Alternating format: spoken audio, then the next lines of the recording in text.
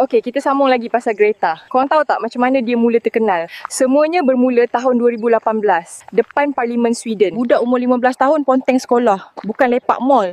Tapi dia duduk seorang diri pegang spanduk tulisan tangan ponteng demi iklim. Orang yang lalu ada yang gelak, ada yang pandang pelik. Tapi Greta ni tak peduli. Dia tetap duduk dari pagi sampai petang seorang diri. Hari kedua, pelajar lain berhenti tengok. Hari ketiga, wartawan datang. Hari ketujuh, dunia dah mula perasan budak kecil ni lain macam sikit. Bila orang tanya kenapa buat semua ni, Greta cuma jawab satu ayat yang tajam dan menikam. Kenapa nak kena belajar untuk masa depan kalau masa depan pun musnah? Dalam masa setahun je, dia dapat berdiri di Parlimen UK, EU dengan pantas PBB dengan kata-kata ikonik beliau, tergamaknya kamu. Dan gerakan Fridays for Future pun tercetus. Korang bayangkan, dari seorang budak ponteng sekolah, kemudian lahir jutaan pelajar di jalanan seluruh dunia menuntut keadilan iklim. Sekarang umur dah 22 tahun, pernah ditahan, diejek, tapi dia tak goyang. Dia ni autistik tapi bukan halangan, malah jadi superpower dengan semangat dan keberaniannya. Dari isu iklim, Greta mula sedar keadilan alam tak boleh dipisahkan dari keadilan manusia. Dia pun lantang bersuara demi kemanusiaan sejagat. Tahun ni, dia sertai misi terbesar dengan banyak kapal dari pelbagai negara.